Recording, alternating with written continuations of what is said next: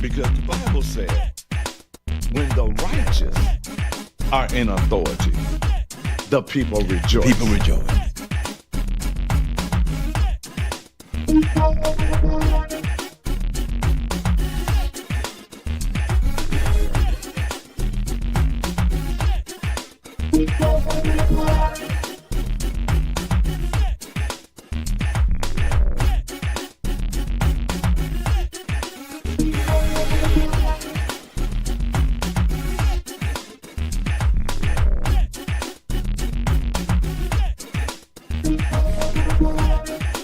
But when you look at Romans 13 in its context, Romans 13 said the righteous should not fear government.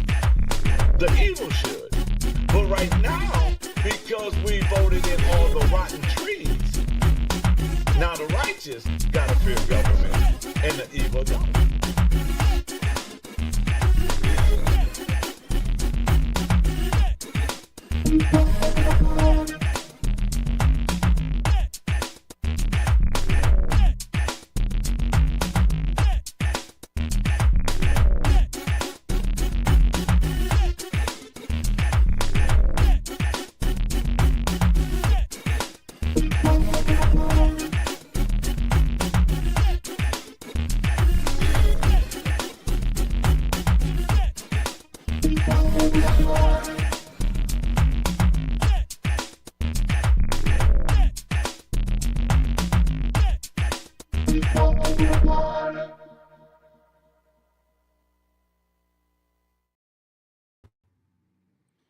Good afternoon. It's Thursday.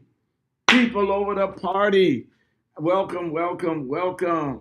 Welcome, everybody. Tag your neighbor and tag your friends. Send it out. We are about to embark in some good conversation today. And I have, yes, y'all already know, I have Governor King Angels. That's their new name. Governor King Angels. And they are not as nice as Charlie's Angels. No, they are not that nice. Oh my God, they are not that nice. They are about to,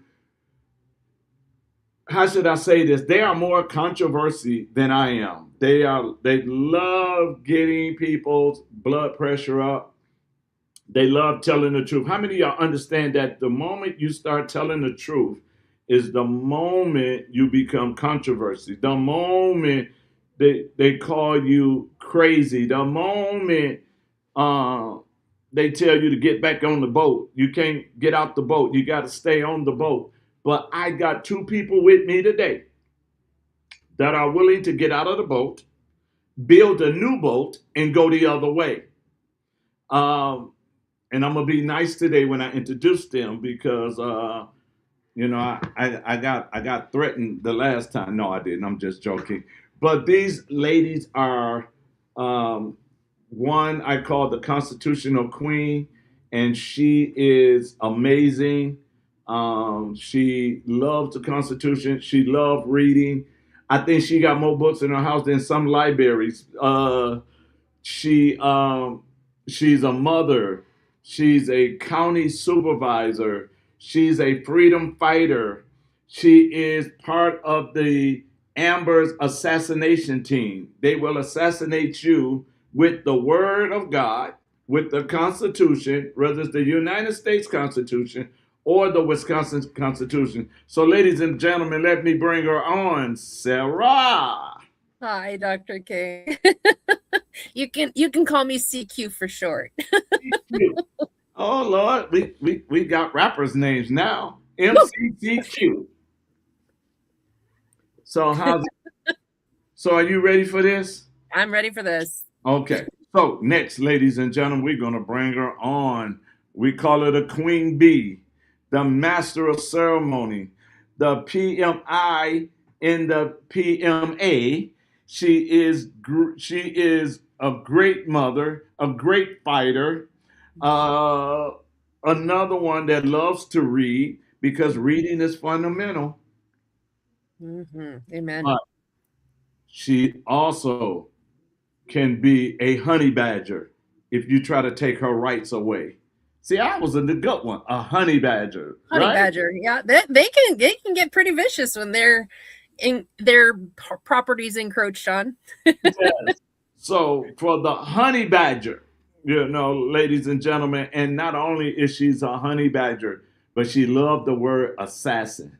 So let's bring out the sharpshooter, Amber. Hey. Hi, Amber. Oh man, his creativity, I just, it is unmatched. Because, I agree. and here's the thing, I don't know what I'm going to say until I say it. So I know. I Yeah, know. we will assassinate when needs rebuking. I know. Not who, what?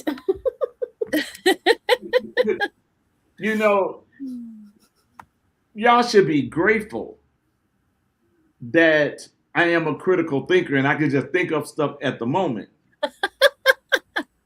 Because if I wasn't a critical thinker, I'd be like, so what do y'all would like me to say?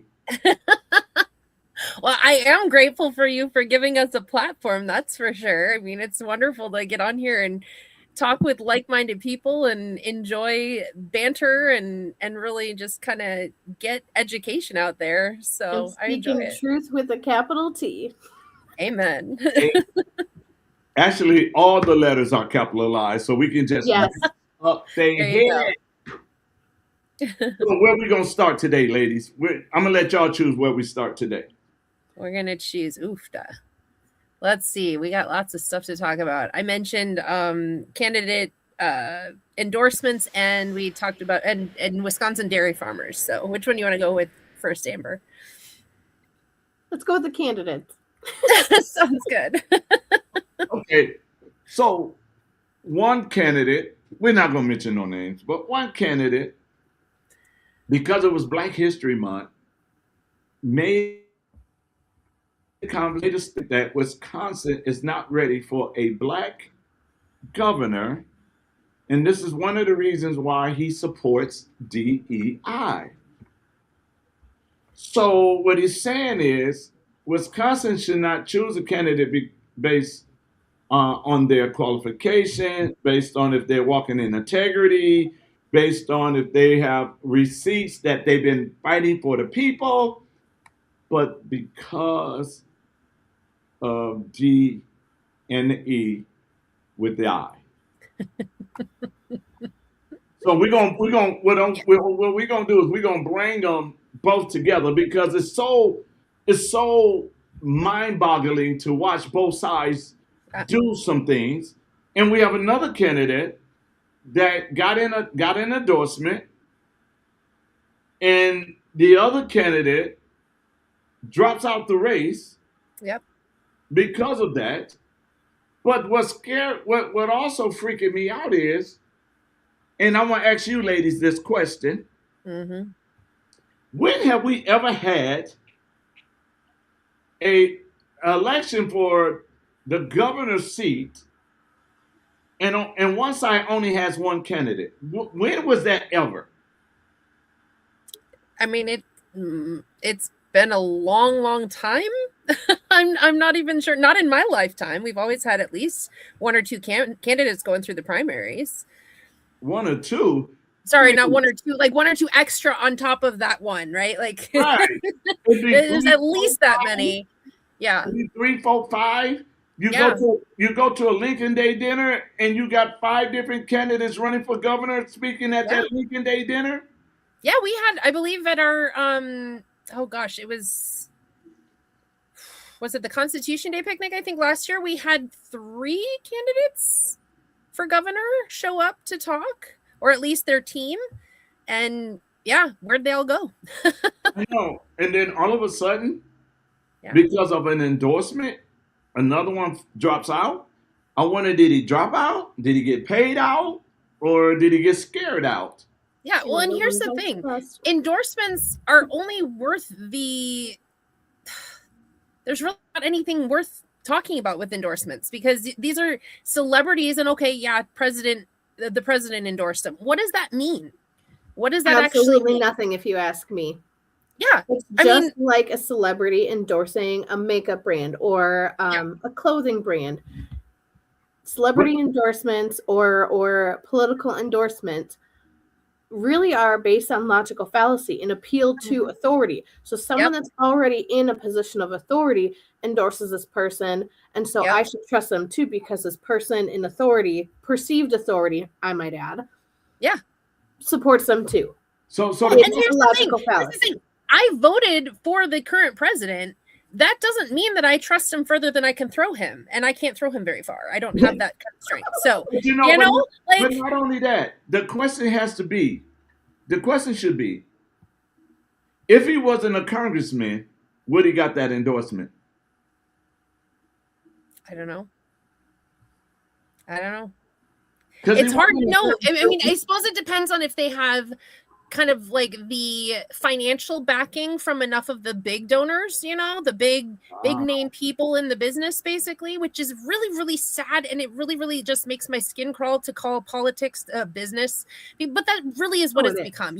It's based on your connections. It's based on your family. How well It's can you based on sell your soul to get money? Right. And here's the thing. The federal government had two branches of Congress for a reason. One was so that we could stick the elites in one branch, the Senate, and say, you guys get to make your little messes over here and you're not going to do a whole lot of damage because we got restraint on the other side, right? Nowadays, we don't have that because somebody in the early 1900s thought it was a great idea to make the Senate a popular vote instead of selected by the state. And so now we have elites in both sides of the aisle who, based on how much money they earn and who they know, they're the ones who are getting the endorsements. And it doesn't say anything to me about their character. It doesn't say anything to me about what side of the aisle, like what they voted on and how they voted. It doesn't say to me what their how they value human life. It doesn't say anything. It just tells me, oh, another celebrity in the political world just said, hey, this guy's a good one. Go for that. Yeah. I mean, it does. It makes me start to think, and I know a lot of people don't. I'm trying to think of how to segue into this one. There's a lot of conversations about whether we should or should not be trying to read into people's motives behind the things they're saying if they're not explicitly saying something. So whether or not they support something, is there a motive behind it, or are they just being honest that they support something or are against it? And I do think it's in our human nature to want to understand the why. And so when we look at this why, and again, I'm asking questions. I am not speculating necessarily. I'm not getting into conspiracy, but these are questions that one might ask. And there are more that I probably haven't thought of, and they come up because of what you, David, just said. Is it because he's a sitting congressman? Like, well, then, okay. Is it because of a perceived sense of trust that said person would be good in a position, or to get them out of that position that they're currently in? I mean, there you go. Yeah. But you know what I'm thinking is this. I look at it this way. We have to ask a lot of different questions because our future is at stake. And each state is a nation by itself. So let's hypothetically say he wins. Is he going to turn our state over to the federal government, or is he going to stand alone as a state? Because you have to look at everything that's going on and all the stuff that's being talked about.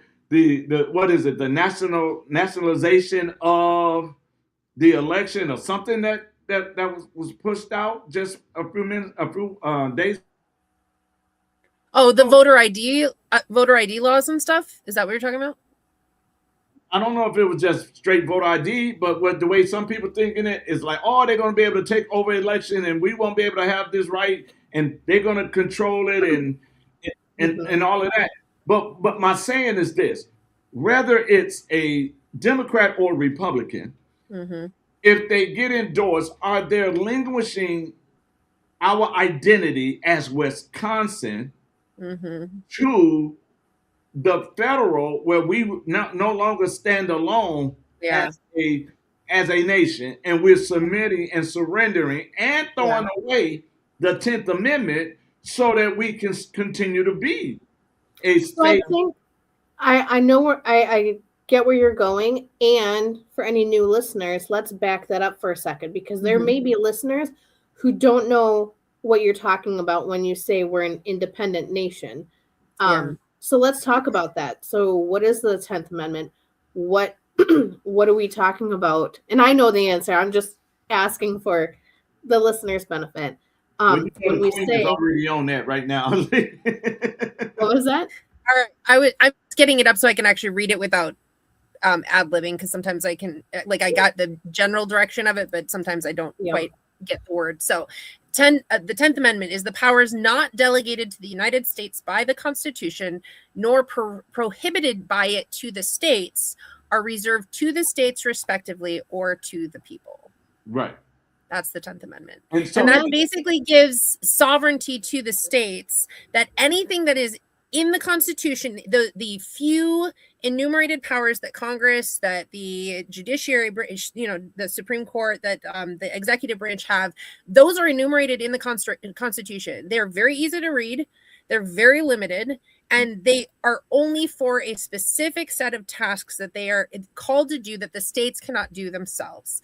Everything else goes to the states or to the people. Right. And we can argue about, we could break that down even further and go, well, the states are taking too much of our rights away, whatever the case may be. But this is what the 10th Amendment is doing. It's protecting the states' sovereignty as the parent of the federal government. Right. And so if we got someone that is endorsed by the president, whether it's Democrat or Republican, and he says to them, okay, I'm going to endorse you only if you line up with my agenda. Right. So now, hypothetically, he wins, though he relinquished the authority of Wisconsin to pay back for the endorsement. Yeah, like what, and I hate that we have to ask these questions, but what kind of handouts is he getting to get that endorsement? What kind of boost is he getting to get endorsements from higher ups, or I should say technically lower downs? But what is he doing to get this endorsement before we've even gotten to a primary? Before we even got to signatures. Before we've even gotten signatures from the people, like, how do we already know that this person is going to be the one who gets all of the signatures, gets the donors? Well, what was the behind the scenes backdoor deals that were made that said that made these other candidates step out and go, I'm going to leave it to you. You got endorsed. I don't think it was just the endorsement. Honestly, I don't think that was the only thing that they did. No, this is all speculation. We weren't there for these conversations, and so we can only speculate. And I don't want to get too far into the weeds, like you said, Amber, but these are things we have to think of. And we should. Where is the merit in these people? Why can't the people choose their governor based on what these candidates are telling us and saying, hey, this is what I'm going to do to make Wisconsin a sovereign nation again. This is what I'm going to do to bring more power to the people again, right? We don't even get that option. We get one. We get the chosen candidate for the beauty pageant, Yeah. And the reason I'm saying this because, and it's on both sides. It's both sides. Oh, yeah. And the thing that we have to look at and the thing that we have to say is, okay, something don't smell right. Because most people always tell you, before I support you, before I endorse you, at least get on the ballot. At least get your signatures.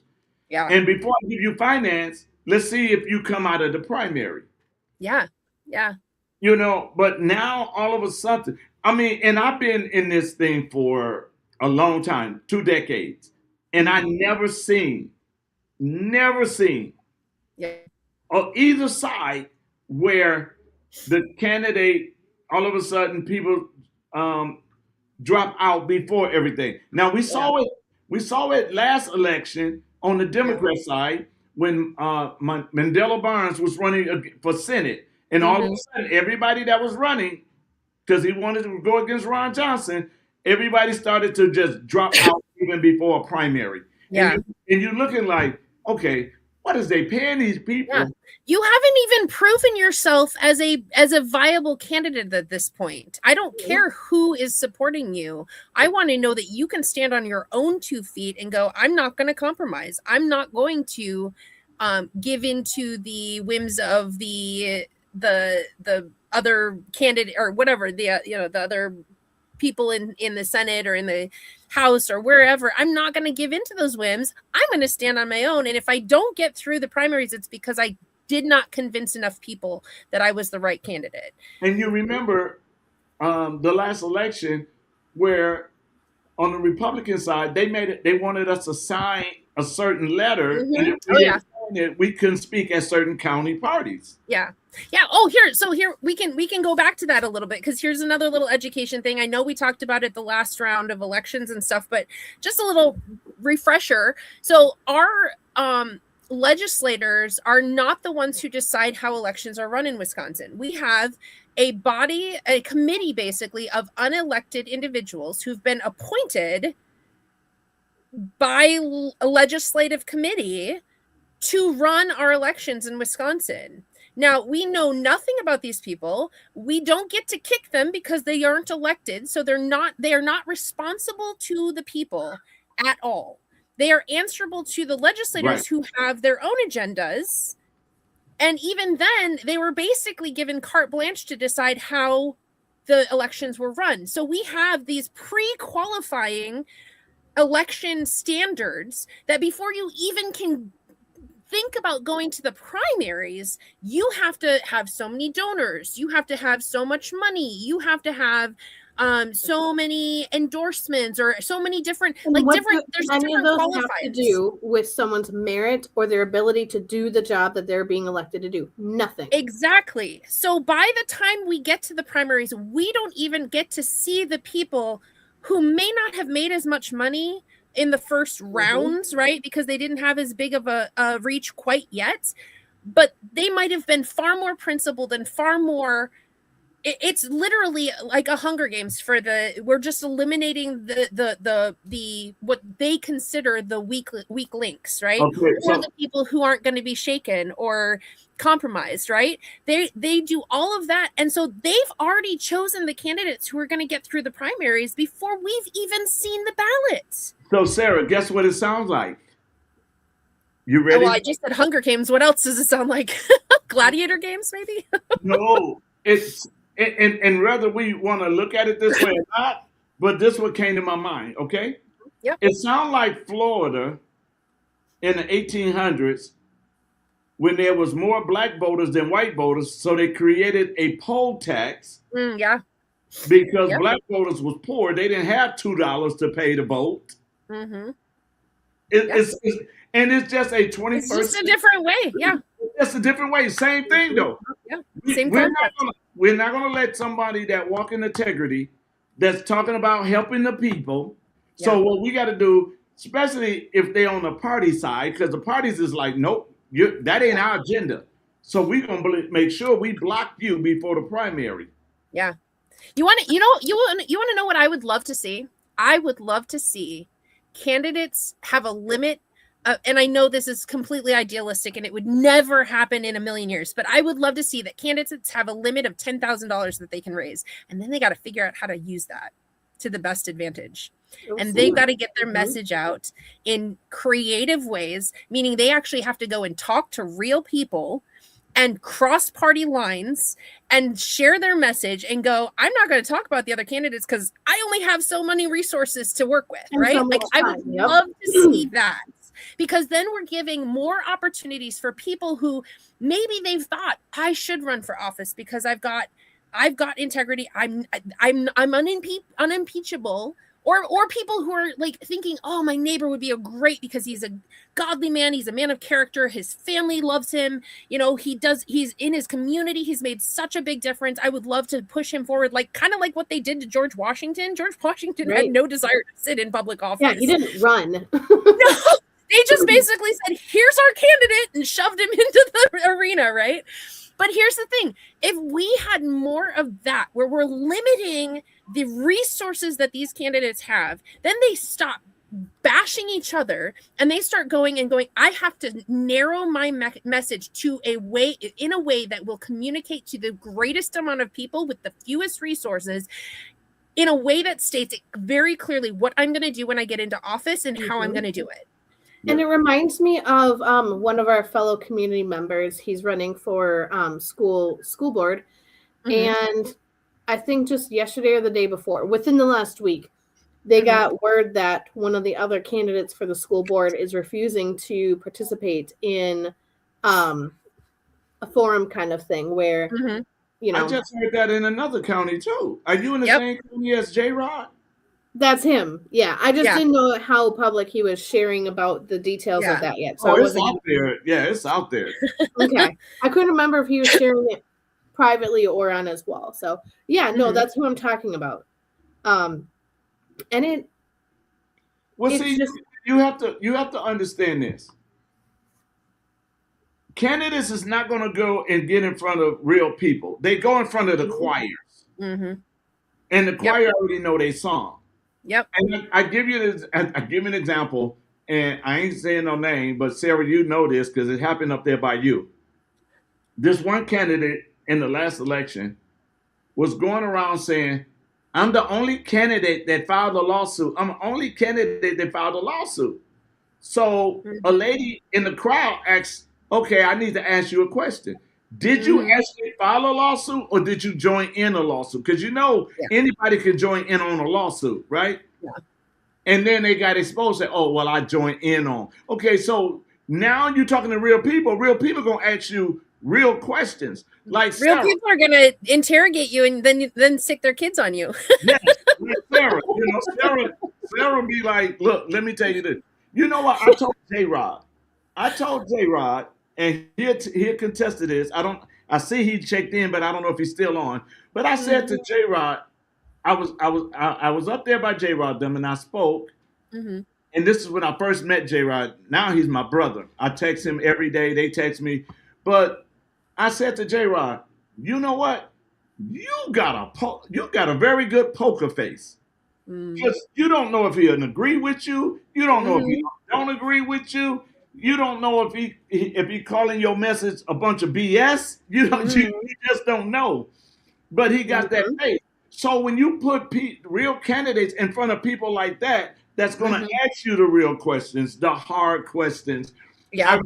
I was in Sparta, and at that time I was running for Secretary of State, which I won, and they stole my race. So if y'all ever want to talk about elections being stolen, I'm a witness to that, and I'm a victim of it. But the guy went up and he spoke, and then my friend got up and spoke. Dan Kapanke, you know who he is, right? Yep. And you know I call him the bishop because when he speak, he talk his faith in everything, right? Yeah, yeah. So Dan spoke, then I spoke. And then when the event was over, the guy that spoke before us gonna say in front of all the people, wow, if I knew we could talk our faith, I would have been talk my faith. And the lady said, so you was ashamed of your faith? And he said, yes. She said, you just lost us. You had us and you opened up and said that. Yep. Because they want to see the real you. They don't want no made up person. And I always say a person of integrity and a person with character does not need an image consultant. Yeah.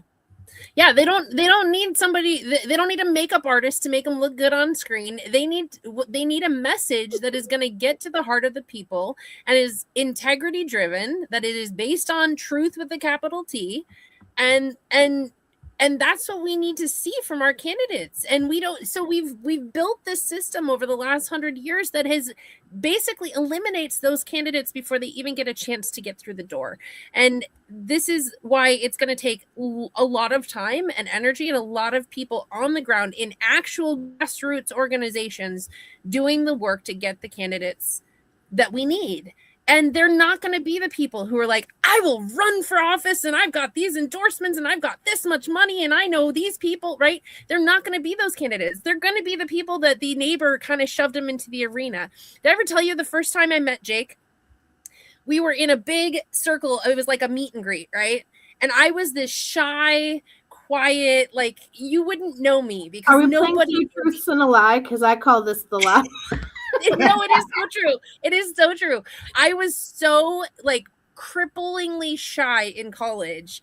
And then of course, you know, Jake came along and completely ruined that. But but we're in this big meet and greet, right? And he's like the first kid out there, like, I'm Jake PELOQUIN, this is who I am, and he's given all of these things, and like I'm following Christ. And he goes, and I heard there's a Sarah PELOQUIN here.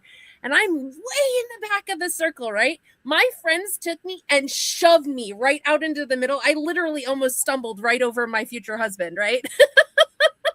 That was our introduction. And that was, yeah. So like, you really fell for him? I fell for him, yeah. It took him 3 years to get his act together, but yeah, I did. Oh, that. No. These are the candidates that are going to be the ones that are good, are the ones that have to get shoved forward by their friends and by their pastors and by their family members because they wouldn't even imagine stepping forward into this hellhole. I would not be a PMA and ministry advisor if it weren't for my mentor, David, David Edwards, basically doing that to me. He's like, Amber, you have harassed me for a year asking all of these questions, inside, outside, upside down. That's the way I describe it. But, you know, you have pretty much mastered what these documents contain and everything. Yeah. And I'm looking to, you know, bring on some people doing what I do and kind of create a legacy here. And I am never, like, you guys, I have a degree in relational communication studies. So like marriage and family therapy, a minor in mediation and conflict resolution. I thought I was going to go to grad school and then get a PhD and be a professor of this stuff because I do believe in the importance of communication skills. Yeah. And I've always been a nerd about like grammar and spelling and stuff. So I like, you know, reading things and I have a somewhat knack for it.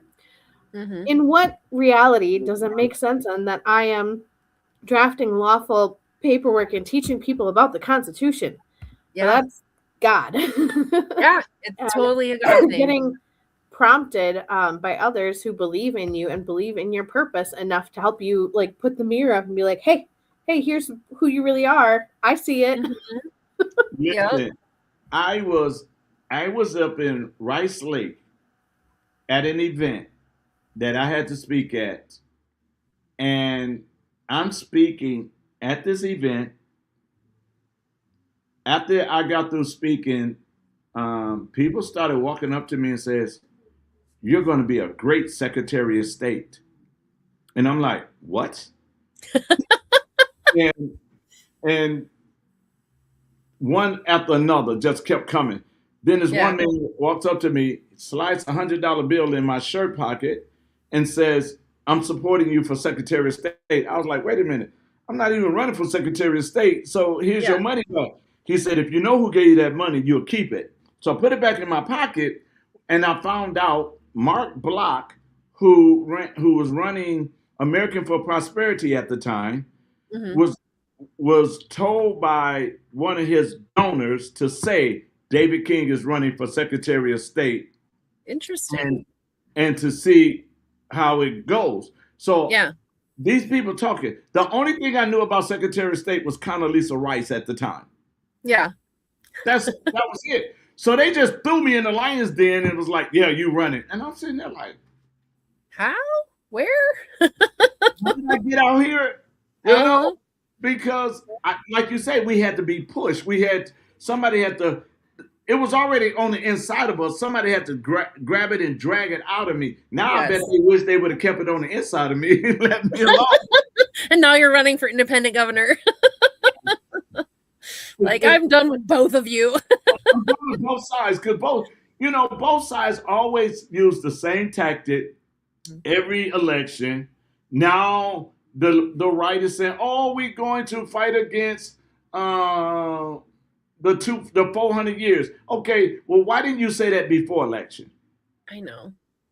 You're a congressman. Why didn't you make an announcement to represent your district on this 400 years?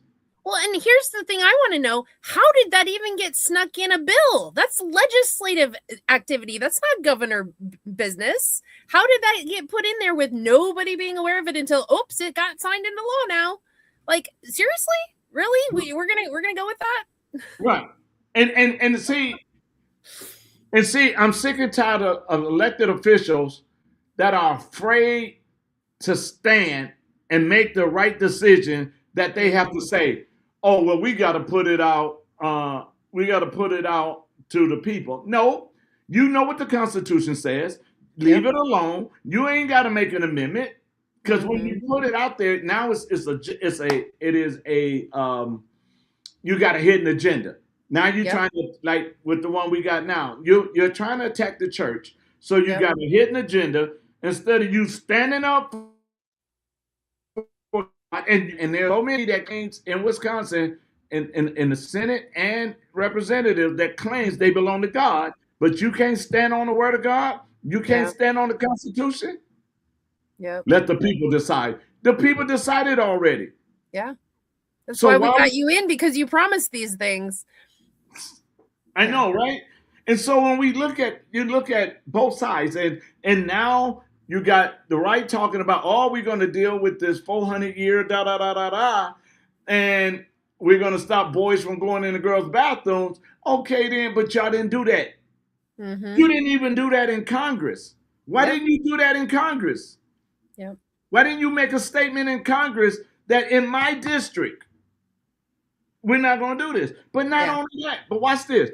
On the left side now, guess what's coming back up? We want to legalize recreational marijuana. I'm sitting there like, the same stuff. And we fall for the same stuff to make us believe that these people are for us. Definition of insanity. Doing the same thing over and over again, hoping for different results. Different results. Yep. Yeah, so we got one side that's trying to use DEI to get in office, and we got another side that says, "Y'all don't know how to pick a candidate, so we're gonna pick it for you." Pick it for you, yeah, exactly. Right. Yeah. And then, but here's the thing: the reason why they can do it, and you kind of touched on it, Dr. King. The reason why they can do it is because we have been sitting here on our butts for so long as citizens, going, "This is the way it's always been done." Right? Oh, I can't stand that. Please don't say it. We're perpetuating our own vicious cycle of lies. Like, and actually, it has not always been done this way. You're just it has not, because because we can't think back further than yesterday, our own existence. Yeah. And I do think that there is some intentional purpose behind that. We're in the age of technology. We're in the age of constant connection and distractions, exposure to stressors, aka all the negative news all the time, EMFs, toxins, all of the stuff. We are being bombarded. I literally just talked to someone this morning saying the same thing. Like, it's no wonder you feel confused the more you learn rather than having more clarity, because one, it is confronting things that you knew to be true and are no longer true or were never true. But you're also dealing with a bombardment of stress and probably trauma and, low key or diagnosable, whatever. And in that kind of a circumstance, like your brain and your body are still in this sense of fight or flight because it's having to fight against all of these things. And so when we're always in that fight or flight response, Yep. we cannot make clear decisions. We cannot even think forward. Yeah. I mean, I, as a mom, have dealt with this pretty much since my son was born. Thankfully, I've got some tools that are really helping me the last 2 years or so. But even my own ability to see out of the 3 windows of 12 tabs each, which one I'm supposed to be focusing on and do it through completion is very difficult. And if I have all these health and wellness tools at my disposal and my 3 constitutions, and my connection to God, like if I have all of those things and I'm still struggling, can you imagine what it's like for, majority of people who don't, who are still eating the junk and not aware of the, like, it's no wonder. Yeah. And while I realize it doesn't help, it's also not an excuse. We do have a choice. Well, and here, go ahead, Sarah. Go ahead. Oh, so I was thinking as you're talking, Amber, it was reminding me of the verses in Colossians where it talks about, it says, therefore, as you've received Christ Jesus the Lord, so walk in him, rooted and built up in him and established in the faith, just as you were taught and overflowing with thankfulness. So we have gratitude and truth, right? We're rooted in truth and we have an attitude of gratitude, right? Like if we have those 2 things, that can actually help to clear out a lot of the noise. Now, obviously, there's still external factors, like you're saying, Amber. There's so many toxins. There's so much stuff. But if we have those 2 things, he's promised that we're going to be rooted in him. We're going to be built up. Our foundation is going to be solid and stable, and we're going to be able to teach others because we've been taught. Well, then how do we get taught?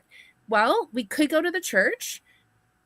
It depends on the church, right? Mm-hmm. We could go to a therapist. It depends on the therapist, right? Like we could do all of these things, or we could go straight to the Word of God and start there and build on that. Build up our faith, build up our foundation, build up who is Billy got it exactly, like actual true individual faith and connection to God. Like that's the anchor that our churches have been missing for so long. And I say churches in a very general sense because we know there are individual churches that do teach and embrace people having that individual connection to God through the Holy Spirit in them. But that's far and few between. Yes. And so, having that personal connection is what's key. Not trusting what someone else is telling you to believe or to think. Well, and you think about it, if we are supposed to trust the God of the universe, how do we do that if we don't know him, right? If we're supposed to trust and actually believe that he is who he says he is, the way, the truth, and the life, how do we do that if we don't know him? And that's why we go to our first constitution always, because that teaches us who the God of the universe is. And then we can go, yeah, this is his universe. I can't do anything to change that. So I'm going to go and get aligned with what he wants in his universe, in his purpose, right? Right. And then we can read the Constitution through that lens. We can read our state constitution through that lens and see, does this align with his purpose in this universe? Because again, it's his universe. And so every other human government we can look at through that lens and say we're going to subject those governments to the God of the universe because he's the one who gave them even the permission to stand where they are. And so we look at governments as this end all be all savior, like you're going to fix everything.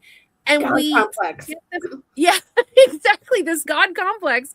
And we're like, we forget that these are human beings just like us. They are flawed. They are fallible. They are compromisable. They are sinners, right? And they're also sitting in the hands of a pretty angry God, right? But you know what it is? It's a lot of the churches stop preaching the love of Christ. Mm-hmm. They preaching hate. They preaching division based on what side of the aisle they on. Yep. And so, or they preach the love of Christ as if it was like a feeling rather than an actual human or an actual being, right? Like Christ is love, God is love, right? And what does God is love look like? and the thing that I see it, and I'm sitting there like, okay, you guys, we're sitting here and we got the first Constitution, the Word of God. Mm-hmm. And in the Word of God, it says, study to show thyself approved unto God, a workman Yep. that's not need to be ashamed, but rightly dividing the word of truth. Yep. Now, when it tells me to study, excuse me, and I understand that I have an assignment, I need to study the assignment as well as the Bible, because Yep. I can't go to the assignment being ignorant to the things that I'm supposed to do. For Yes. example, we look at and we're gonna I'm gonna shift us into it, the dairy farm, right? You Mm-hmm. know, and one of the things that I love about farming that I started reading the word was, do you know the Bible teaches us that we're supposed to farm our land for 6 years, and on the 7th year we're supposed to let our land rest? Yep. Yep. And that wasn't just for worship purposes. That was actually to give the land a chance to rebuild nutrients that it had lost. Yes. And so even if we did, if we goes to farming, and there's in the first Constitution guidelines on farming, right? Mm-hmm. There's guidelines on business in the Mm-hmm. Constitution. There's Yep. guideline on government in the first Hey, Constitution. here's the one on business, right? Every 7 years, you're supposed to forgive debt. I can guarantee every creditor in the world is not going to do that. Because Nope. they're not connected to God. Yep, Mhm. exactly. They're not connected. So if we bring the principles back, Yep. then we're able to do some things. So let's talk about the one that you brought up, Sarah, about the dairy farmers. That was Amber. Yep, I did. So here's what I messaged David and Sarah. And I basically asked them, like, should we talk about the situation where Wisconsin dairy farmers are being forced to either comply and submit their carbon net zero proof or be denied their milk at the processors? And the only reason it's not being considered blackmail is that technically it's voluntary for them to submit it to the processor. Here's the kicker, though. If it's like a Nestle processor or a Dannon processor, and I'm just quoting what I found. So the specific details, please don't come at me if whoever posted this original content, whatever. These processors are owned and operated by these big corporations who are the ones that are requiring it. So yeah, in theory, you could take your milk to another processor, but their owner or their contracted head is requiring that stuff of them. And so now, is this a voluntary carbon credit, whatever thing, net zero thing, like voluntary mandatory buybacks for, weapons? Yeah, Is it's that a what it is? voluntold kind of thing. Yeah. It cannot be voluntary if it is at the end of a gun or at the end of government force. Because here's a brilliant, note of the day. Government is an agent of force. It cannot be anything other than an agent of force because it enforces law, it enforces order, it enforces protection of borders. Here's how I think Everything that the law or that the government does is an agent of force. It is not a free, it's not a free thing. That this is where we have to find our freedom gaps outside of those government jurisdictions, because government jurisdiction naturally includes force. And here's the thing I am not sure of, because the information that I read did not contain this information. I am not aware if those corporations have that as a governmental requirement, or if they're choosing, oh, we're green, and so we're requiring this of all of our producers, blah, blah, blah. And so, yes, technically you have a right not to contract with them in the, in commerce. But if they're all requiring it, we need then are you blackballed from processors who are independent, who are willing to not, deal with that stuff. But we also then, this is a big ask, because then we also have to realize we need to stop buying from these big corporations and buy from the farmer's market, buy from the little guy, buy from the butcher, because these smaller people and I don't mean smaller as in less important. I mean smaller productions.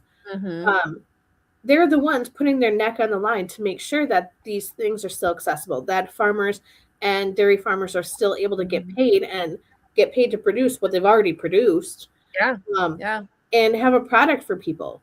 Yeah. But that Well, and means, it's sad because you know, in these smaller production farms, they're still regulated so far away that it is very difficult for them to even remain. And I mean, I was looking at the requirements for getting for even selling at a farmer's market in Wisconsin. There are requirements that you have to have certain licenses and certifications. You have to have basically a whole bunch of red tape. You can't just go to a farmer's market where there's a collective group of people who have decided they're going to sell their products to their local community and just sit there and sell your stuff. You have to have a little sticker that says you're certified to do so. And even cottage laws vary so greatly. And it's ridiculous. And that's exactly what I, as an advisor for PMAs and unincorporated ministries, sorry, there's something on my scarf. What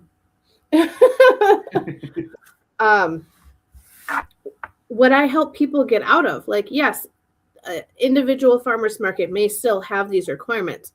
So host your own on your own property. Yep. Have it hosted by the church. Yep. You know, I mean, churches do bake sales all the time and do not have the same requirements, because most cottage law requirements in almost every state that I've worked with people in have exemptions and exceptions, even in cottage laws, for churches, for religious organizations. Now, again, fortunately, we still have people in lawmaking who recognize that churches are exempt from statutory jurisdiction. Now, I always add this disclaimer. I will never tell anybody that they should say that they're a church or a ministry or a religious organization if it's not truly in alignment, just to skirt some laws. But if you truly believe that you are meant to be offering certain things to the world, to your community, and this offering is in alignment with your God-given purpose, there's a way. And is a lawfully created way, because we have that right. And the government still recognizes it. They don't want you to know about it. Yeah, they don't go out of their way to tell you about it at all. Oh, by the way, did you know you have this right? Wouldn't that be nice if our government was actually honest and told us, hey, these are your rights and we can't touch them? That'd be lovely. And that's where too, like, so many people have bought hook, line, and sinker for generations this idea that a license or a piece of paper that can be burned with a match has any value in the true quality of something that you're producing or providing for someone. We need to stop diverting responsibility and authority to external sources. We should be connected enough to our Creator to have the proper discernment, to ask the right questions. Like, if you're trying to buy raw dairy from someone and it's just sitting out on a 90-degree day, maybe don't buy it because it might be curdling or bacteria. Like, use a little common sense here, folks. That's why we're in the culture of warning labels on everything. Well, because we're common sense. Yeah, because we're years away from, this. It's been many decades and hundreds of years since Thomas Paine, and we've lost that. Common sense ain't so common. I gotta throw a commercial in real quick. So, ladies and gentlemen, if you have not gotten this book yet, you need to get this book, The Iron Triangle. It will expose so much, and I really believe that God has his hand on the man that wrote this book, on Vince Ellison. I think, there it is. I think God has got his hand on this gentleman who wrote this book. It is amazing. Get your copy today.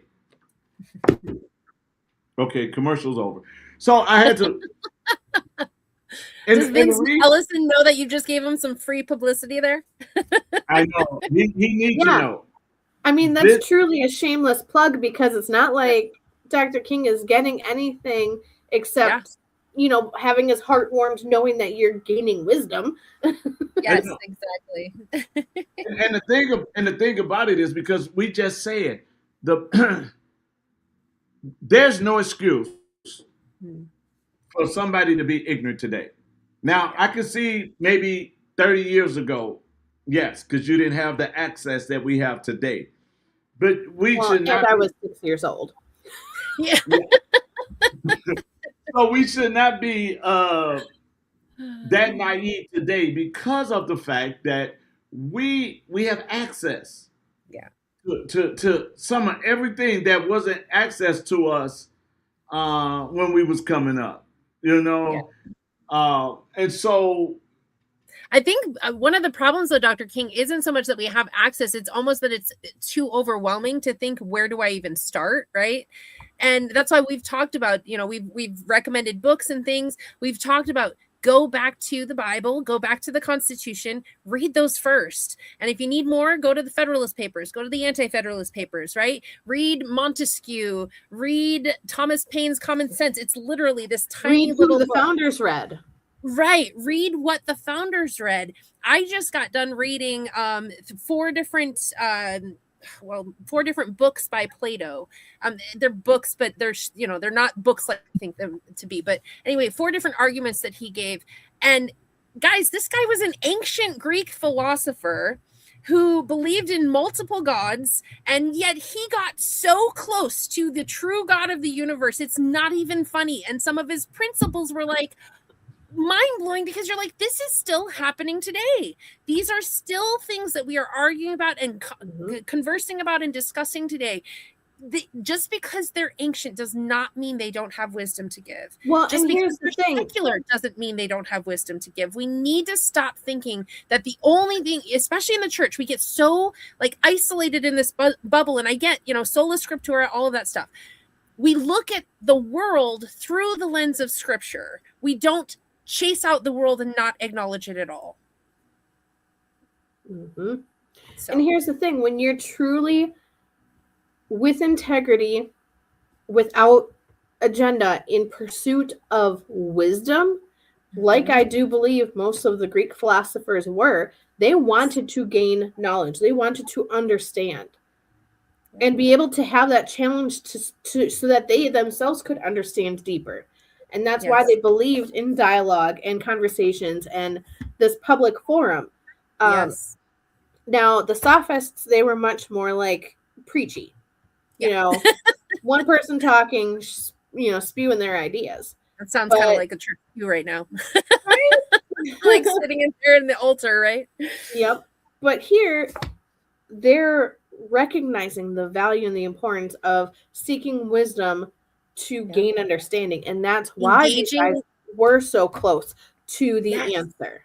Because they were engaging in the great ideas that every human being wrestles with, even if we don't know it or acknowledge it. We all wrestle with what is truth, what is life, what is the meaning, what is my purpose, what is my mission, right? We're all wrestling with these things, and they understood that, and so they engaged in these great ideas and dialogued and debated and discussed.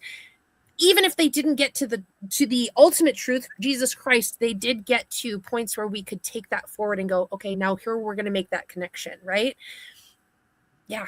Mm-hmm. Yeah, and that's one of the reasons why I like doing the conversation with King, which the tour is going to start on the 21st, is having those conversations, and I had an hour and a half conversation with a gentleman over the phone, because I give my phone number out for my campaign so we can have these conversations. Mm-hmm.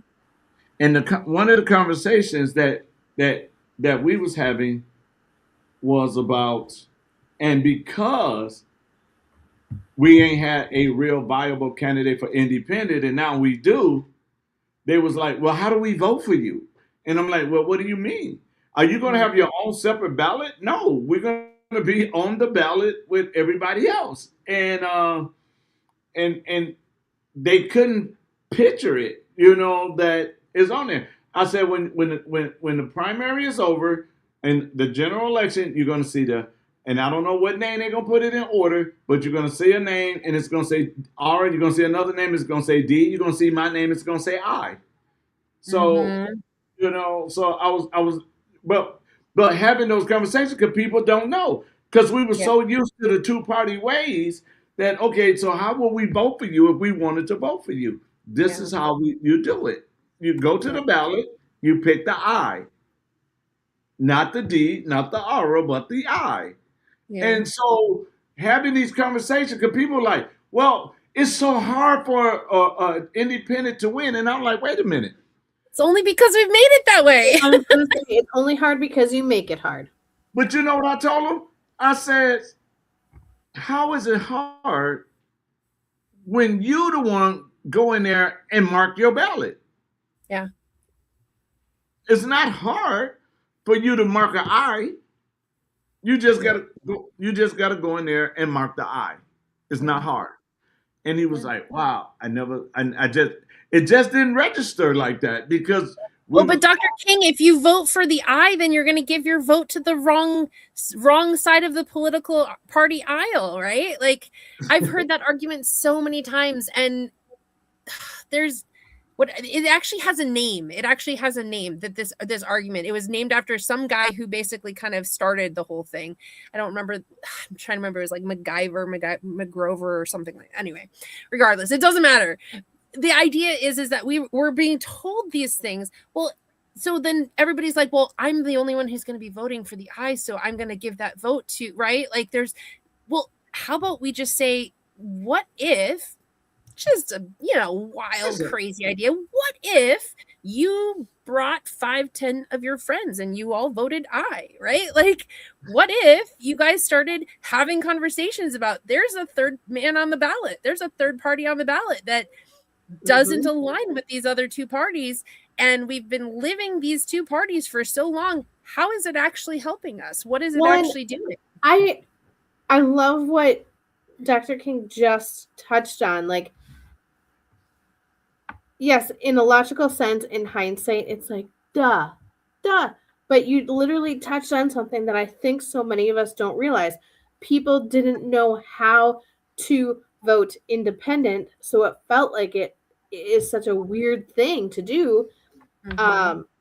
And simplifying it to the point, you literally just fill in I, not D, not R, I. Like, getting it in something that simple breaks through all of the cognitive dissonance and all of the voices and all of the mess, because it's really bringing it back. And the way you said it just now too was not insulting. I could see it, said in a different way could be insulting or feel insulting because like, well, I know I just have to circle this, but it wasn't. It's really truly just getting back to the beautiful simplicity of this is all it takes. Yeah, and this is your vote. What are you going to do with it? Right. And the thing about it is, I'm tired of you're taking votes away from us. These people wasn't going to vote for you in the first place. I know. These people is talking about sitting the election out. I mean, you think about it. You think about it, a lot of the independents tend to vote left, right? A lot of the independents tend to vote a little bit left of center. And usually they don't even know who they're going to vote for until they get to the ballot anyway. Right. Like, and then, why don't you actually do a little research and find an independent who maybe you don't agree with everything, but you agree that their values and their integrity is strong, and just see what happens. I remember I hate to use a party leader, but we don't have very many of these options in this day and age. When Trump was like, what have you got to lose? Right? Exactly. Like, literally, what have you got to lose? It's going to be the same old. If another person gets in, what have you got to lose if you decide to go, I'm going to do something different this year? Question. And watch this. Mm-hmm. Wait, I'm sorry, Amber, but watch this. I've been going on social media, and I'm gonna ask you guys to do it too. I'm gonna send you the digital of this, right? Mm-hmm. So when I go in and I look at a group, and they'll be talking about Tom Tiffany, right? And now I go in there and they be talking about Tom Tiffany, and you'll hear somebody say, well, I guess I'll sit this one out. And then I comment with putting this there and say, hey, you got a third choice. Yeah. You don't have to sit this out. Then I go on the other side and they was like, oh, you ain't going to do nothing. You ain't going to do nothing. Then I'll be like, boom, hey, you got a third choice. Yeah. So I'm at this event at the church. It was done by Wisconsin Faith and Freedom Coalition. Mm-hmm. And so when I went in and I was telling the people, yeah, I'm running as an independent. And one lady was like, well, why are you running at it? I said, because on one hand, you got Burger King. The other hand, you got McDonald's. I'm your Chick-fil-A. And they was like, Culver's, come on, Culver's. I was like, except Chick-fil-A puts like the verse or whatever. Is it the verses or something? Yes, it does. It does. I'll give you that. I said, I'm your Chick-fil-A. And they was like, oh, we love Chick-fil-A. Okay, then here's your Chick-fil-A. Yeah. And then I use, you don't get in the line at a McDonald's and Burger King if there are 4 cars, because you know you're going to be there for a while. But you and then they're going to get your order wrong anyway. Right. But you do get in the line of a Chick-fil-A and it got 20 cars. Yeah. Why? Because the Burger King and McDonald's only want money. Chick-fil-A is focused on the people. Mm-hmm. And that's what I tell them. I'm like, you want one that just focus on the party agenda, or do you want one that's focused on the people? Yeah. Well, and you're touching on a great point that I was kind of going into is, why would you succumb to picking someone who's been pre-selected for you instead of fully standing in your authority and going for someone that's actually putting their I lost the analogy, but basically it's like this. You're going into McDonald's and you asking for a Mac chicken and they say, nope, we only got Big Macs. Yeah. So what you're telling me is you're selling me something I really don't want, but I got to eat. Yep. So I can't eat my Mac chicken. I'm forced to eat a Big Mac. Oh, I'm just going to go home and make my own food. I mean, that's what I don't eat it either and haven't in over a decade, but but Sarah, you made a strong, valid point. That's what most people do. You telling us this is what we're gonna vote for? I'm not. I'm going home. I'm not voting. And now giving them a third choice. And I think giving this third choice, and I've been checking all across the country, there are strong independents that has some liberal views and some conservative views that say, you know what, the party done screwed us. We're going to run, and we're going to run it this way because we're sick and tired of you lying to us, telling us there's a 2-party system. And I got to tell y'all this. I asked the gentleman, I said, how many parties are there? He was like, there's only 2, Democrat, Republican. I said, no, bro. There's the Green Party, the Libertarian Party, the Constitutional Party, and the Labor Party. And no, there's even a what was it called? It was like Science Part. Oh, I can't remember. It was like Science Only Party or something like that, where it's like everything. you can't do anything without science. It's all the material world. It was really funny. They had a funny little tagline. And so when people understand, wow, there is. Well, then why we don't hear about the other one? Because mainstream media want to keep it a 2-party system. And this is why you don't hear about the other ones. Because how much funding does mainstream media get from the 2-party system? Yeah. Oh, they rolling in the dough. Let's just say, as the kids say, it's raining. Here's the thing, you guys. It's not conspiracy theory that that's a reality. Even when I took a mass communication course in college, now, mind you, I graduated in 2012. So it was prior to that.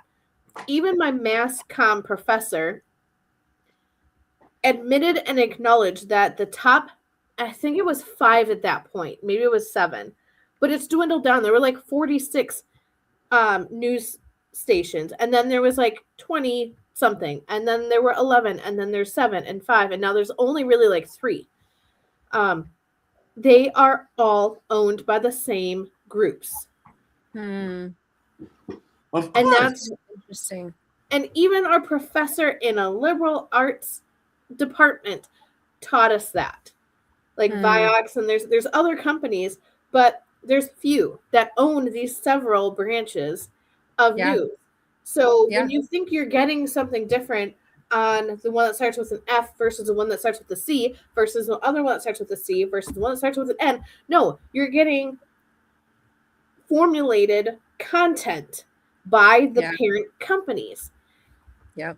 Same thing, because they're all tied to the main two-party system. Yeah. It's on purpose. Oh my gosh, guys, I'm looking through the list of parties. There are hundreds of these parties. There is a pirate party. Yes. United States Pirate Party. Did you say a pirate party? A pirate party. We have a United States Pirate Party. Skull and crossbones, here we go. No, oh, that's so I love funny. Pirates of the Caribbean. So A pirate party. Pirate party, yes. So yeah, so we have parties that nobody will ever hear about, because we've got this. It was Duverger's law. That's the one I was talking about. That basically it favors the two-party system, and so that's what we all think of in America is we've got a two-party system, which on a surface level we could say, well, yeah, technically. But both parties are basically the same side of, or a different side of the same coin. And so they're not even technically two parties anymore. It's one party. And so, yeah, we just have to choose the lesser of two evils. And we're always going to be choosing the lesser of evils, right? Because every human being is fallible. And so whoever we vote for is going to have, make mistakes and not always make the wisest choices and not always do the right things. But we want to choose the party or the person that has integrity and is unimpeachable. And that doesn't mean perfect. It means I'm going to stand in public and in private on the same foundational principles, no matter what. And here's a really simplistic example of how ingrained our minds are to this law of thinking there's only two choices. When we're young, how, like in school, well, Sarah, I know you were homeschooled, so you don't count on this one. But a lot of us in school, in class, were asked, which is your favorite flavor of ice cream, chocolate or vanilla? Well, what about strawberry? What about mint chocolate chip? That one's my favorite. Like, there's more than just two flavors of ice cream out there, vanilla and chocolate. And you're making me choose from these two? That's a really simplistic example, but it's a very relatable example because I had a little bit of that. I had a little bit of that in homeschool. It was, which is you got to choose between Mozart and Bach, or you've got to choose between Petra and Newsboys or something like that. We had that. Not quite maybe you on just the same get it level. more though. Yes. Yeah, human nature is designed to pick right or wrong, left or right, up or like we're usually given a lot of, was it a dichotomy where there's two choices? Yes, a dichotomy. Yeah. So we're very used to dichotomies when we actually exist in a world that there's endless options potentially. Yeah. I've done that even with my kids. When they're talking about making certain decisions, I have to get myself out of there's only two choices, right? And okay, when your 2-year-old wants to get dressed by himself, I'm not going to give him 5 different choices because we're never going to get dressed. He's just going to be naked the rest of his life, right? Like that's not how it works. But when as kids grow up and they start building more critical thinking skills and they start thinking through, long-term effects and short-term things and things, they can start grasping those concepts so you can give them more choices. And as they get into adulthood or early, or late teenage ages, yes, okay, their frontal cortex isn't completely matured by then, but they are a lot smarter than we think. And if we are just giving them two options, right? Mm-hmm. Then we're not opening the doors for them to discover, hey, there's definitely different options. Mm-hmm. And it doesn't mean that every option is wise or that it's good, but if you just Right. take all of the options off the table except these two, then we're limiting them in their thinking processes, and they're not able to critically think through what are the consequences of these choices. Now you brought up a really good point. I've shared the same statistic. Like our brains are not fully developed until now they say age like 25. Mm-hmm. Now, those studies and tests were done in modern times when we've got, 6-second or less attention spans, when we've got this inundation of toxins and stressors. Yeah. What was the actual age of maturity for the founders era? About 13 or 14. Jefferson owned an entire estate when he was 11. Right. I was 9 years old when I was 9. So you know. Well, I mean, go back to the Jewish culture, right? They had their bar mitzvahs at age, was it 13 or 14, I believe. Now, a lot of the men didn't get married until much later. They didn't, Right. they had to be economically secure and stuff like that before they could build a family. But I mean, by 13, they were considered men in their village, right? Right. Now, one could make the argument that's pretty much the age of puberty. Mm-hmm. So is puberty the gauge for? Because it probably shouldn't be, since we have like 8-year-olds going through puberty and starting their whatever. But it does bring a good point. Like, at what age was the founders era considered cognitively mature, and has that changed over time? I would venture to say it has. Probably. And I mean, you think about a lot of these founders when they were first establishing this nation. We hear about Benjamin Franklin, who's like 80 years old or something, but most of them were in their 20s or 30s. So they were making decisions for the nation when they were barely out of teens, right? They had already gone through seminary. They'd already they had to sit. So here's the thing. They had to sit down and write to become a lawyer, right? Like, they had to write their examinations. To become a doctor, they had to write their essay questions, right? We are in the age of multiple choice, and even if you get it wrong, well, it was the thought process that we're going to value you on, not whether it was right or wrong, right? Like, we're really, I mean, John Taylor Gatto was so right when he said that we're just dumbing our children down. That's been the amazing thing about raising my children in a homeschool environment, is that I am challenging them, and not with these, way out there expectations that I know they can't fulfill and I just want to see them fall. No, I'm challenging them. I'm seeing, okay, they're already learning this stuff.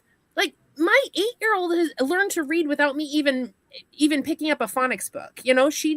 She watched her older siblings do it. We read books together, and she started picking out words and stuff. Now I come down in the morning, and sometimes she's reading the Bible to her 5-year-old brother. Like, it's so. I would venture to guess, if we did like a standardized test for your kids versus their, peers, I would venture to guess, I'm not going to put money on it, but that all of your kids would be at least 2 grade levels above their public school peers.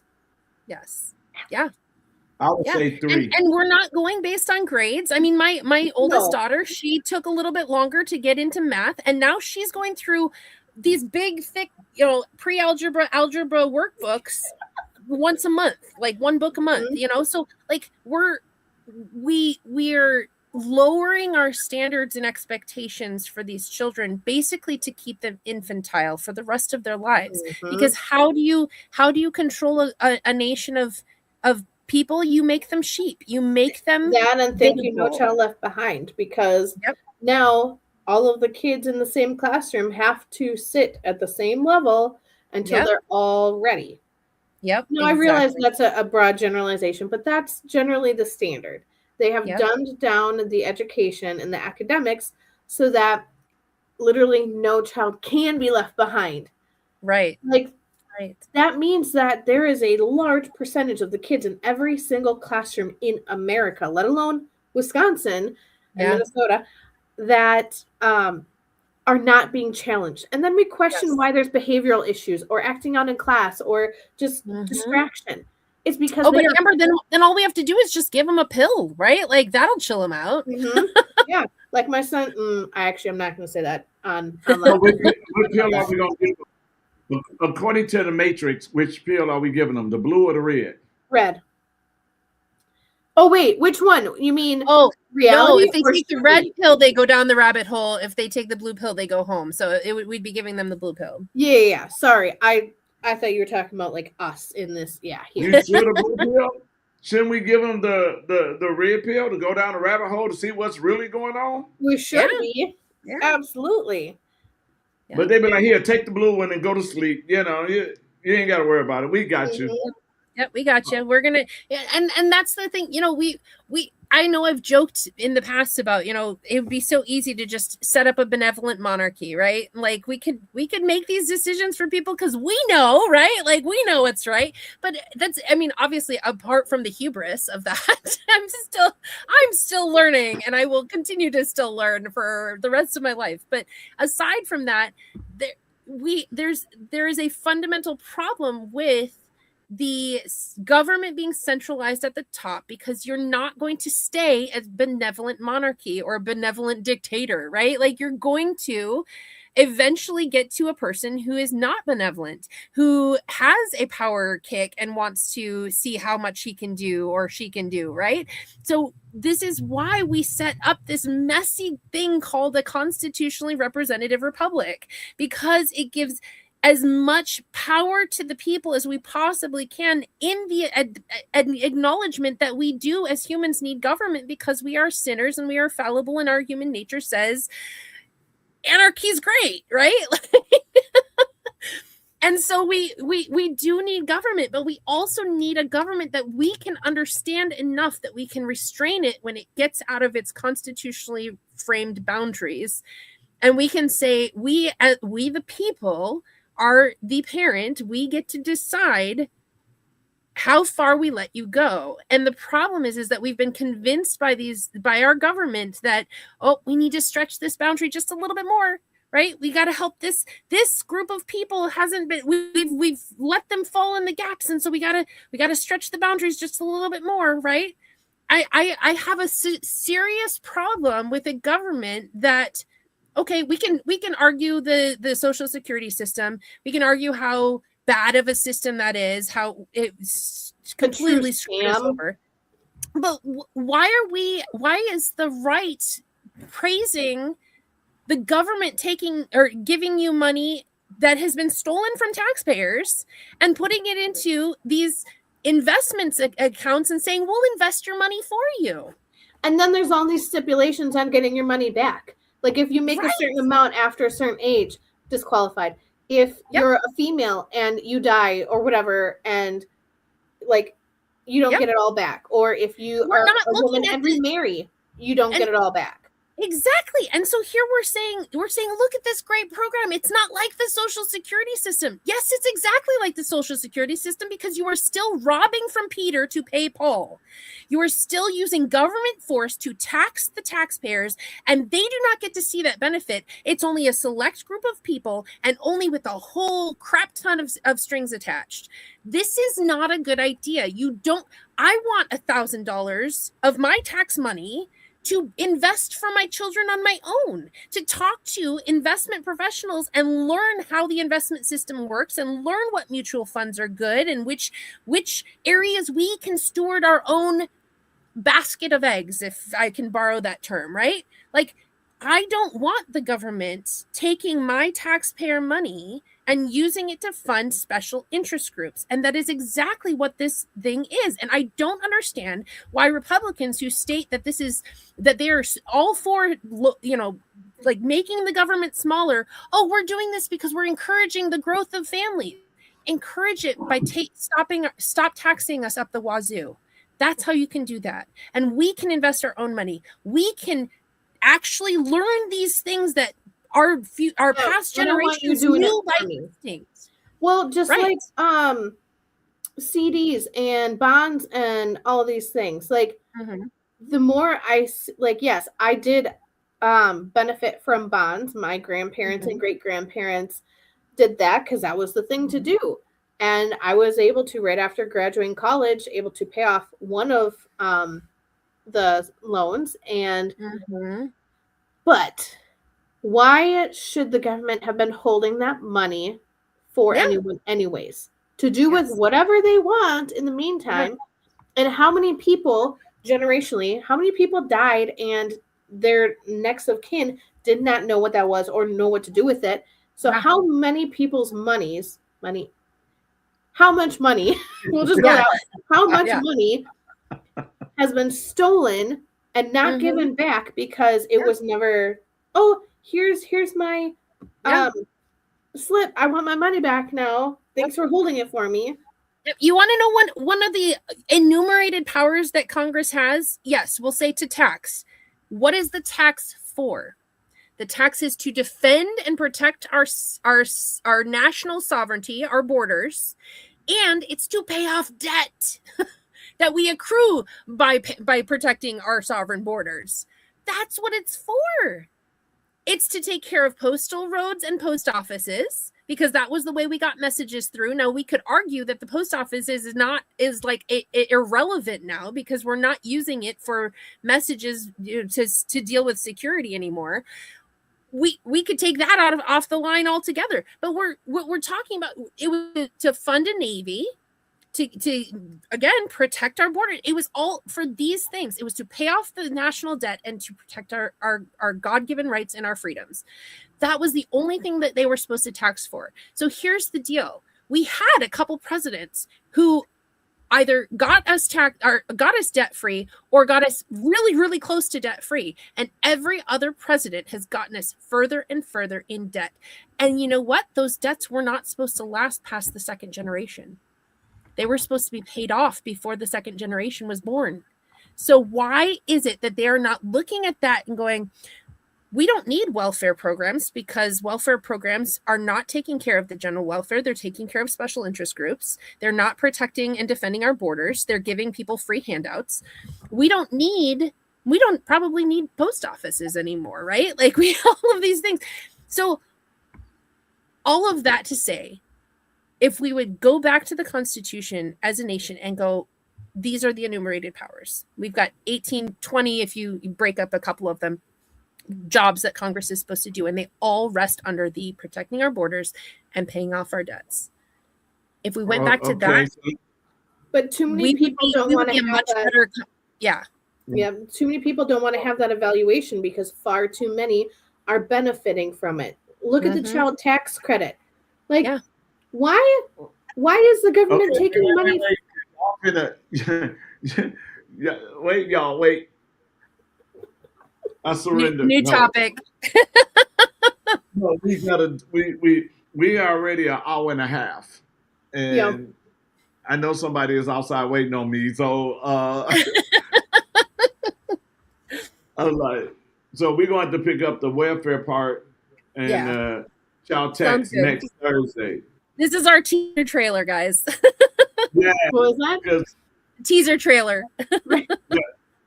Because if we open that can, we got another hour. Yep. And so, because what I'm also, when we open that can, then we need to open up that can of unconstitutional child support. Because and we need to. So, Jacob, stay tuned. Yeah. Oh, that's Jake saying stay tuned. Like so so we're gonna pick that up on next week. Sounds good. Someone write it down. Trust me, we don't. You know how you are. I know, but I get so much inspiration all the time that I'm like, oh, how about this? How about that? We're going to talk about taxes again. We're going to talk about the tax credit on the children, and we're also going to talk about the unconstitutional of child support. Yep. All right. Yep. Sounds all right. good. So get your final quote, ladies. Got it. I got mine. I got Who mine. want to go first? I can go. Go ahead. All right. Okay, hold on. Okay, so this is from Thomas Paine's. Oops, wait. Wait. There you All right. go. Okay, so this is Thomas Paine's Common Sense. This is the opening line, and guys, you got to get this book. It is like really tiny and it's really good. It says, "Society is produced by our wants and government by our wickedness. The former promotes our happiness positively by uniting our affections, the latter negatively by restraining our vices. The one encourages intercourse, the other creates distinctions. The first is a patron, the last is a punisher. Society in every state is a blessing, but government, even in its best state, is but a necessary evil. In its worst state, an intolerable one. For when we suffer or are exposed to the same miseries by a government, which we might expect in a country without government, our calamity is heightened by reflecting that we furnish the means by which we suffer." So we need to know our government. We need to know what their boundaries are, and we need to be able to limit them and restrain them. And so that's why we need to get involved. And we can start on our local levels. And we're going to talk more about all of the things that are a problem and and even solutions to how we can actually make some movement in the right direction. So that's what I got. And just for giggles, you guys, I looked up, if you have Spotify Premium, that Common Sense book is there if you want to listen to it. So I will be. Add right now. My quote is actually from Proverbs 12:25. It says, "Anxiety in a man's heart weighs it down, but a good, encouraging word makes it glad." When we are so bogged down by fear, by anxiety, by negativity, all these things, we don't make good decisions. We cannot think clearly or properly. So when we maintain a good word, an encouraging word, and hope in our hearts, and faith and groundedness and steadfastness, when we maintain those good, positive, uplifting things, it raises our energy, raises our frequency and our brain capacity to think and see clearly. And not just makes it glad, but it makes it hopeful, be able to see the path ahead. It takes the blinders off. Okay. So now, mine is coming, Sarah. I got the new book now, Sarah. It's called The Spirit. It's called The Spirit of Leadership. So I'm going to read something out of this. It's very interesting to me. It says, "Manifesting the spirit of leadership is a matter of discovering and nurturing your true self so that you naturally evidence your leadership nature." And one of the things that, and the reason I got this book, in order for us to really be have a better Wisconsin, better city, better county, is true leadership come forth. And true leadership is not for sale.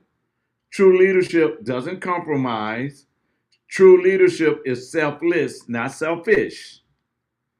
And true leadership always put everybody else before themselves.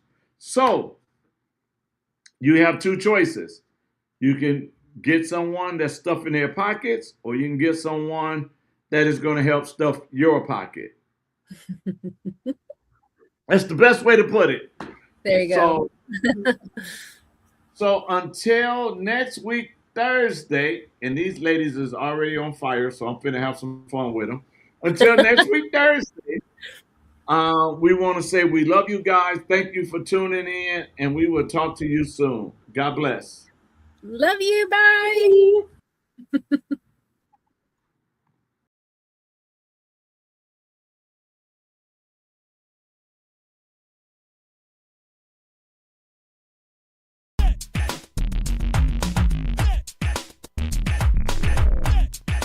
Because the Bible said, when the righteous are in authority,